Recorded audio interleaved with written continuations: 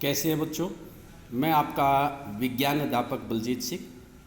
आज हम अध्ययन करेंगे कि पृथ्वी के ऊपर जो जल की मात्रा है, मनुष्य के उपयोग योग्य कितना जल जो है वो उपलब्ध है जिसको हम उपयोग कर सकते हैं। अंतरिक्ष से लिया गया एक ये चित्र दिखाया गया है पृथ्वी का। ज़्यादातर हिस्सा जो है इसका नीला दिखाई देता है। नीला क्यों दिखाई देता है? क्योंकि पृथ्वी का लगभग 71% भाग जो है वो पानी से ढका हुआ है। समुद्र, महासमुद्र जो हैं उनके द्वारा ढका हुआ है, इसलिए ज़्यादातर हिस्सा जो है वो पृथ्वी का हमें नीला दिखाई देता है। ये 1 नंबर वाले प्रश्न में पूछ सकते हैं कि लगभग पृथ्वी के ऊपर, सतह के ऊपर कितना भाग जो है वो जल से ढका हुआ है। तो आपने जवाब देना है 71% भाग जो है वो जल से ढका हुआ है। इसके अंदर महासागर आगे, समुद्र आगे, नदियाँ आगे, ध्रुवों के ऊपर पड़ी हुई बर्फ़ है, भूमजल, ज़मीन के नीचे का जल, वायुमंडल में जल मिलता है। अब पृथ्वी के ऊपर जो समस्त जल है उसमें से कितना जल जो है वो हमारे उपयोग के लिए उपलब्ध है, इसके लिए एक बहुत छोटा सा आपके किताब के अंदर ये प्रयोग दिखा रखा है। मान लीजिए एक बाल्टी है, 20 लीटर की बाल्टी, जिसमें 20 लीटर पानी आता है। ये फुल भर लें तो ये मान लें कि ये बाल्टी जो है इस पूरी पृथ्वी के ऊपर जितना जल है, चाहे वो महासागरों के अंदर है, नदियों में, झीलों में, तालाबों में, हिमों में, हर जगह का जो पानी है वो सारा इतना है पृथ्वी के ऊपर। तो इसमें से कितना पानी जो है पृथ्वी के ऊपर ऐसा है जो अलवण जल है, मीठा पानी, जिसका हम उपयोग कर सकते हैं, खारा पानी नहीं है। लगभग 20 लीटर सारा पानी है, तो उसमें से आधा लीटर 500 ml जो मग के अंदर दिखा रखा है, केवल इतना पानी ऐसा है जो मीठा जल है या ताज़ा जल है, जिसको हम उपयोग कर सकते हैं। बाकी तो महासागरों में, समुद्रों में जो जल है वो खारा होता है और वो हमारे लिए उपयोगी नहीं होता है। इस 500 ml जल में से भी 150 ml जल ऐसा है, 150 मिलीलीटर पानी ऐसा है जो पृथ्वी के नीचे पाया जाता है।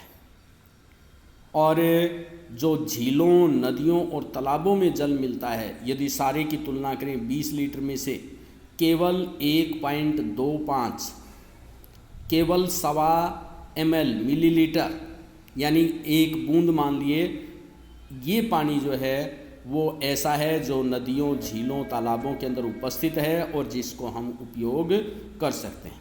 तो एक बाल्टी में से यदि सारा पानी, एक बाल्टी है, 20 लीटर बाल्टी है, तो जो हमारे लिए उपलब्ध पानी है वो एक बूंद के बराबर है, यानी 1.25 ml, 1 ml, 1 मिलीलीटर, 1.25 मिलीलीटर, इतना पानी जो है वो हमारे लिए उपलब्ध है। बाकी पानी जो है ऐसा है जिसका हम उपयोग नहीं कर पाते। जो अलवण जल है, जो ताज़ा पानी भी है, उसका एक बड़ा हिस्सा जो है वो बर्फ़ के रूप में ध्रुवों के ऊपर, ग्लेशियर के रूप में, जिस तरह सियाचिन ग्लेशियर है, या पहाड़ों के ऊपर उपलब्ध है, जो हमें आसानी से नहीं मिलता है।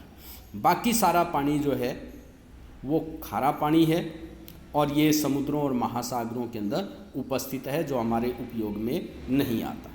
यदि हम ध्यान से देखें तो गणना करके देखें तो लगभग जो है टोटल में से 0.006% पानी वो हमारे लिए उपलब्ध है। बाकी पानी हमारे काम का नहीं है, वो हमें उपलब्ध नहीं होता।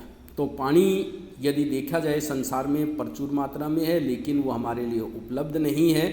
केवल 0.006% पानी हमें उपलब्ध है। इसलिए पानी को हमें संरक्षित रखना, उसका सदुपयोग करना जरूरी है। पानी की अवस्थाएं जो हैं वो कल हमने पढ़ ली थी। 3 अवस्थाएं पानी की पाई जाती हैं, ठोस, द्रव और गैस। इसके तीनों के नाम भी बता दिए थे। ठोस जो है बर्फ़ के रूप में, चाहे वो ध्रुवों के ऊपर है, चाहे वो ग्लेशियर के रूप में है। द्रव जो है वो समुद्रों के अंदर है, महासागरों के अंदर है, झीलों, तालाबों में है। गैसीय अवस्था में वायु के अंदर जलवाष्प के रूप में है। अब इसके बाद थोड़ा सा जल चक्र के बारे में। यदि इस चित्र को ध्यान से देखें तो हम जल चक्र को आसानी से समझ सकते हैं। नंबर 1, ये ज़मीन के नीचे, ये ज़मीन आ गई, ये ज़मीन के नीचे का पानी जिसको भौमजल हम कहते हैं। नंबर 2, ये समुद्र वगैरह, तालाब, झील, नदियाँ, इनसे पानी वाष्प बन करके उड़ता है। और संघनन की क्रिया, पानी जो है उसके बादल बन जाते हैं, पानी बादल बनते हैं। ये संघनन की क्रिया से बादल बने, बादलों से पानी जो है वो बारिश बन करके बरसता है, वर्षण जिसको हम कह सकते हैं, बारिश होती है, और ये वापस पृथ्वी के ऊपर आ जाता है। यदि हम 6 की 6 प्रक्रम, इसमें 7 के 7 प्रक्रम यहाँ दिखा रखे हैं, नाम जो है इसको उल्टा सीधा करके। नंबर 1 इसको लिखा है मझभोल, मझभोल नहीं, ये भौमजल, सीधा करके हमने बताना है, ज़मीन के नीचे का पानी भौमजल। नंबर 2 पे लिखा है शपवा, शपवा नहीं, वाष्प। नंबर 3 नसघन, नसघन नहीं है, संघनन, संघनन होता है भाप का वापस पानी के रूप में बदलना। फिर नंबर 4 पे लिखा है इसने लदबा, लदबा नहीं, बादल, ये बादल बन गए नंबर 4। नंबर 5 पे लिखा है नर्स स्पोवात्स, यानी वाष्पोत्सर्जन है, इसको सीधा करके लिखते हैं, पानी का वाष्प बन करके, ये पत्तियों से, पेड़ों से पानी वाष्प बन करके उड़ता है, वो वाष्पोत्सर्जन है। नंबर 6, यहाँ नंबर 6, जो पानी बरसता है उसका कुछ भाग रिस करके ज़मीन के नीचे पहुँच जाता है, वापस जहाँ से पानी ज़मीन के नीचे से लिया था वहीं वापस पहुँच जाता है। यह है अंतः संयंदन, ज़मीन के नीचे पानी रिस करके जाना। और 7वां जो है, ये नंबर 7 ये दिखा रखा है, क्या दिखाई दे रहा है, बारिश हो रही है, वर्षा, बारिश। तो इस तरह से पानी जो है ज़मीन के ऊपर से नदियों, झीलों, तालाबों, समुद्रों से पानी वाष्प बन करके उड़ता है, संघनन की क्रिया होती है, पानी जो है वो बादलों के रूप में बदल जाता है। इसी तरह से पेड़ पौधों से भी पानी वाष्पोत्सर्जन की क्रिया से उड़ता है, संघनन की क्रिया के बाद ये बादल बन जाते हैं।